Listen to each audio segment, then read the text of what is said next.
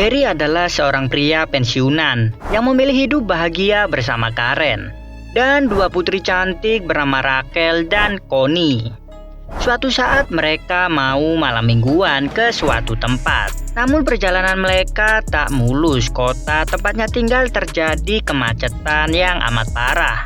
Gary pun menyalakan radionya bertujuan mencari sebab kemacetan, namun radio malah mengatakan jika WHO telah menemukan wabah rabies yang awalnya di Taiwan dan terus menyebar hingga ke 12 negara. Dan di tengah itu tiba-tiba saja seorang polisi nyelonong begitu saja dengan nyerempet spion mobil Gary, dan itu membuat Gary keluar dari mobilnya. Tapi tiba-tiba muncul ledakan dahsyat. Suasana jadi mencekam. Itu membuat Gary kembali. Tidak hanya itu, sebuah truk melaju kencang menerobos kemacetan. Sekali lagi kekacauan terjadi. Gary yang khawatir dengan keluarganya berinisiatif mengekor truk itu untuk bisa meninggalkan kota. Tapi di tengah itu tiba-tiba mereka tertabrak dan membuat seisi mobil sempoyongan. Gary yang tak apa-apa mulai memperhatikan sekelilingnya. Dia mendapati keanehan dengan orang yang menyerang orang-orang lainnya. Gary juga melihat seorang korban bangkit kembali dengan keadaan yang aneh. Yang tak lain korban itu menjadi zombie. Melihat itu Gary bergegas mencari mobil yang menganggur. Mereka sekeluarga pun memasuki mobil itu. Lalu dengan menerobos menerjang mereka pun OTW meninggalkan kota.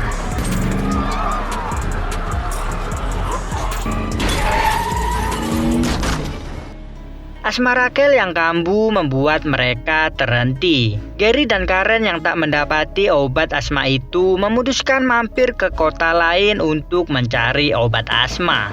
Bersamaan dengan itu, sahabat Gary dari PBB menghubungi. Dia bernama Thierry. Thierry mengungkapkan PBB ingin bantuannya karena Gary agen terbaik saat di sana. Thierry meminta Gary sekeluarga bertahan sampai esok pagi hingga helikopter jemputan datang di titik pertemuan. Berganti ke kota lain, suasana yang kacau seperti kota sebelumnya. Gary berhasil menemukan obat asma untuk Rachel, meskipun ada sedikit kendala dengan beberapa preman.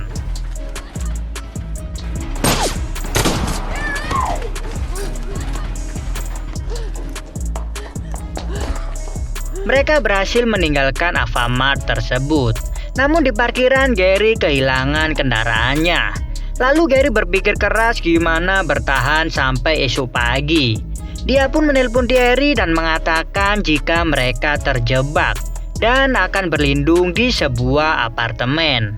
Gary akan menyalakan suar di atas gedung sebagai tanda nantinya. Di tengah pelarian menuju apartemen, tiba-tiba ledakan besar terjadi dan itu membuat zombie berdatangan. Tapi mereka berhasil memasuki gedung terlebih dahulu.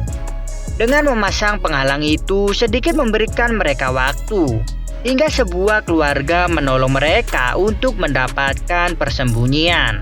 Di persembunyian itu mereka bisa tenang sejenak untuk beristirahat dan mengisi energi. Hingga di esok paginya Gary bersama keluarga telah bersiap menuju titik pertemuan.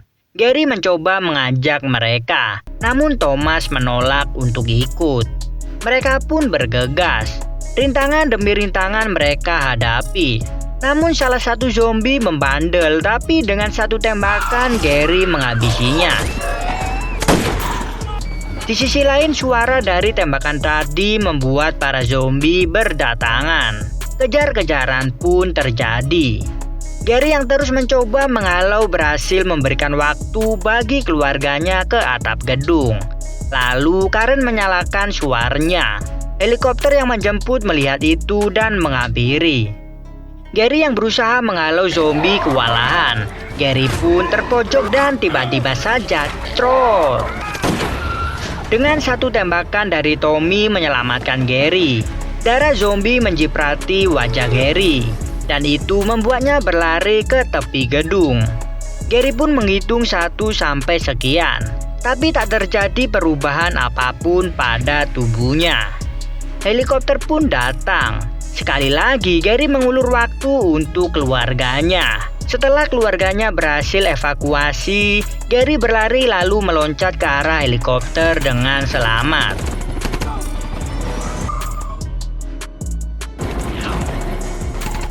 Setelah itu mereka mendarat di atas kapal induk milik PBB. Dengan arahan dari Thierry, keluarga Gary akhirnya mendapatkan tempat yang aman untuk berlindung. Di sisi Thierry mengungkapkan jika presiden telah mati dan beberapa perwira tinggi telah menghilang. Dengan menunjukkan ruang komando, Thierry mengenalkan seorang ahli virus. Sebut saja dia Anto. Anto meyakini bisa menemukan vaksin anti-zombie jika dia tahu asal-muasal pertama kalinya zombie muncul. Anto menjadi harapan umat manusia karena opininya itu. Maka dari itu PBB meminta Gary mendampingi perjalanan Anto karena Gary dulu penyidik terbaik PBB. Gary awalnya mau menolak, namun tak bisa karena kapten mengatakan keluarga tak berkepentingan harus meninggalkan kapal induk. Setelah itu Gary berpamitan dengan keluarganya. Gary juga meninggalkan sebuah handphone dan berjanji akan menghubungi istrinya itu paling tidak sehari sekali. Gary mengatakan akan mendampingi Anto ke kamp Korea Selatan, di mana PBB menerima catatan pertama kalinya kemunculan zombie. Bersamaan menipisnya bensin pesawat, mereka akhirnya mendarat di Korea Selatan. Begitu banyak zombie di sana. Karena itu juga salah seorang mengeluarkan tembakan, sehingga suara tembakan itu merangsang perhatian para zombie. Di sisi Anto panik melihat banyaknya zombie yang menyerang. Dia pun dengan panik berlari kembali ke pesawat. Namun Anto tersandung dan tak sengaja menarik pelatuk senjatanya sendiri. Anto pun tewas dengan percuma. Dengan tewasnya Anto tak ada pilihan, Gary harus melanjutkan penyelidikannya seorang diri. Gary yang tanya sana-sini akhirnya mendapatkan informasi dari mereka yang masih bertahan. Mereka mengatakan jika zombifikasi pertama kali terjadi ketika seorang dokter memeriksa prajurit bernama Naruto. Naruto ini telah lama menghilang. Dia mengalami tingkah dengan gejala yang aneh, sehingga Naruto harus selalu terikat. Namun ketika pengobatan, Naruto malah menggigit sang dokter, sehingga zombifikasi mulai menyebar. Mereka juga mengatakan zombie sangat sensitif dengan suara, dan satu-satunya cara menghabisi zombie yaitu dengan menembak bagian kepala. Tiba-tiba saja perhatian Gary tertuju ke seorang tahanan, sebut saja David. David berhasil selamat karena para tahanan memberlakukan paksa pencabutan gigi agar tahanan yang menjadi zombie tak bisa menularkan virus lewat gigitannya. David adalah mata-mata CIA. David juga mengatakan jika Israel satu-satunya yang pertama kali bertindak dan berhasil mencegah virus zombie dengan membangun tembok yang mengelilingi seluruh Yerusalem sebelum wabah menyebar. Dan orang yang melakukan itu adalah Jurgen. Setelah mendengar itu, Gary telah memutuskan pergi ke Yerusalem.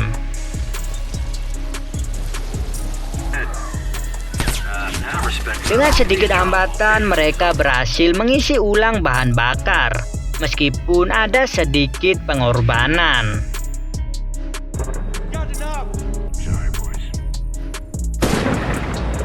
Gary akhirnya berhasil mendarat dan bertemu Jurgen di Yerusalem.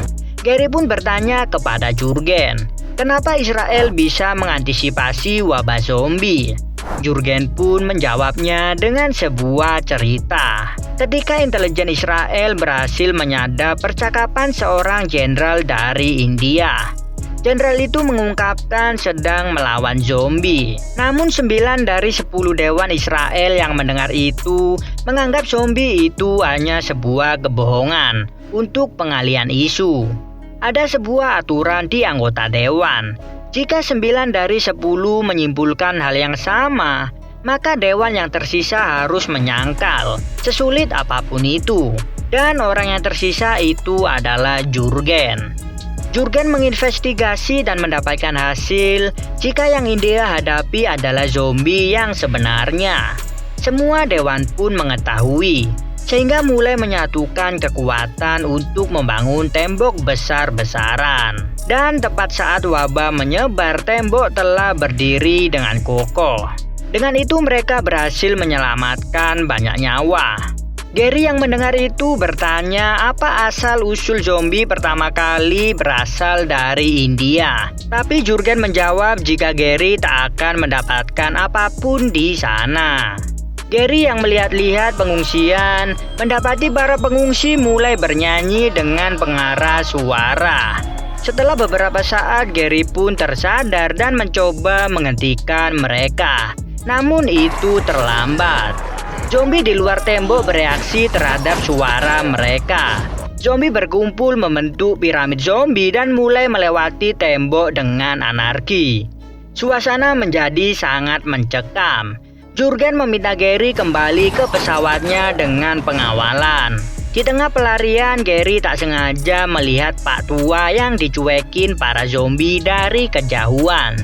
Tapi apa daya, Gary harus lanjut berlari menuju landasan helikopter. Para zombie terus mengejar dengan anarki.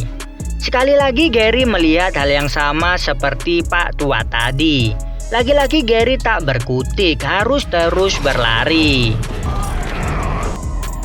Para tentara mencoba menghalau dengan granat tangan. Namun salah satu prajurit lengah sehingga tergigit tangannya. Gary sontak spontan memotong tangan prajurit itu agar virus tak menyebar. Mereka pun sampai di landasan helikopter. Namun helikopter malah mortiar.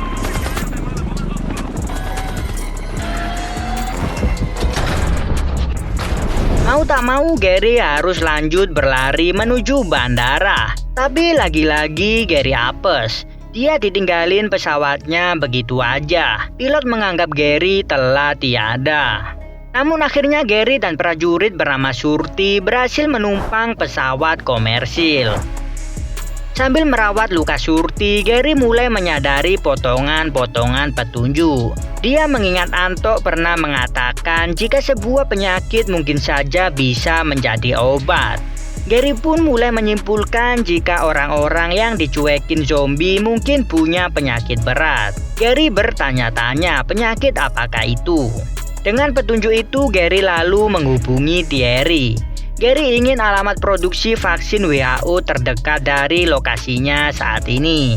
Dan dengan wewenang Thierry, Gary ingin pilot mendaratkan pesawat di sekitaran sana.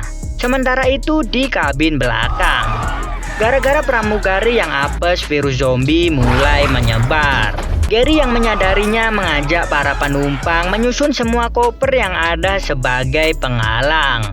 Namun gara-gara nih orang, Gary lagi-lagi apes. Kekacauan terjadi, zombifikasi terus menyebar dengan anarki. Gary yang terpojok melemparkan granat tangan dan itu membuat para zombie berterbangan sehingga tersedot merusak baling-baling pesawat. Gary dan Surti pun mencoba bertahan namun pesawat terjatuh dan hancur lebur. Surti berhasil selamat, tapi Gary tertancap logam dan itu menembus bagian perutnya. Setelah itu mereka berjalan kaki melewati perkampungan hingga sampai di depan gerbang fasilitas vaksin WHO. Sedangkan di kapal induk, Kapten tahu jika kontak dengan Gary telah terputus. Hingga 48 jam pun telah berlalu. Thierry mencoba membujuk Kapten tak merelokasi keluarga Gary karena dia yakin Gary pasti masih hidup. Namun Kapten tetap menolak. Kembali ke Gary yang telah mendapatkan pertolongan. Setelah 2 hari Gary pun terbangun. Para penghuni fasilitas yang masih bertahan awalnya meragukan kehadiran Gary. Namun mereka mulai percaya saat Gary meminta menghubungi Thierry yang seorang agen PBB. Setelah itu Gary mengungkapkan tujuannya. jika dia menginginkan patogen mematikan bersamaan dengan vaksinnya. Mendengar itu, orang-orang di sana mulai meremehkan Gary. Tapi Gary terus menceritakan jika dia beberapa kali melihat orang yang dicuekin zombie begitu aja, seolah-olah mereka tak terlihat. Hingga akhirnya dia berasumsi jika mereka semua pasti sakit berat, sehingga virus zombie menganggapnya inang yang akan mati. Gary menuturkan ingin menggunakan cara itu untuk berkamuflase dan menyerang balik. Mendengar itu, mereka di sana pun mulai percaya, dan apa yang dibutuhkan Gary ada di brankas nomor 139. Tapi itu terletak di gedung sebelah. Untuk mencapainya, Gary harus melewati zombie-zombie yang ada. Mereka pun merencanakan strategi. Setelah itu, Gary dan Shruti telah bersiap dengan senjata dan armor seadanya. Salah satu orang dari fasilitas, sebut saja Parno, ikut sebagai pemandu. Dengan mengendap dalam senyap, mereka berjalan. Rintangan pertama mereka harus melewati ini zombie, dan itu mereka hadapi dengan mulus. Sedangkan orang yang tinggal mengawasi mereka dari CCTV. Gary yang terus maju mulai menghadapi rintangan kedua. Mereka berhasil menghindari satu zombie, meskipun decitan pintu sedikit merangsangnya. Setelah itu, zombie lain terlihat di ujung jalan, yang membuat Parno panik sehingga menimbulkan suara. Lalu Shruti menembak zombie itu, dan suara tembakan membuat para zombie berdatangan. Mereka bertiga pun berlari. Sampai di persimpangan jalan, Gary memilih menjadi umpan dengan memancing para zombie. Gary pun berhasil menumbangkan beberapa zombie dengan linggisnya.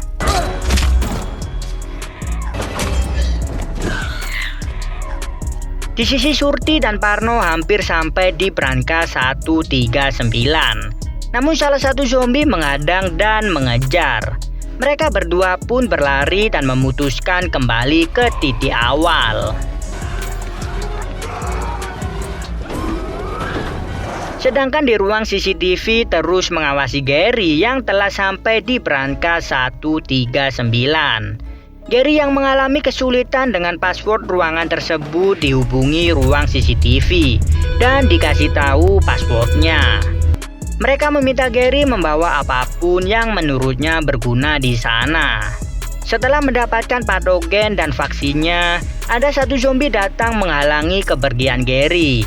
Gary pun menunggu zombie itu pergi, namun zombie itu tak kunjung balik pulang. Sehingga Gary bertekad menyuntikkan salah satu sampel tersebut dan menuliskan kata-kata terakhir jika Gary sangat menyayangi keluarganya. Lalu Gary menunggu sampai sampelnya bereaksi. Setelah beberapa jam, dia nekat nerobos zombie tadi. Dan apa yang terjadi? Gary dapat melewati zombie begitu saja. Bahkan puluhan zombie tak merespon kehadirannya, seolah-olah Gary tak terlihat.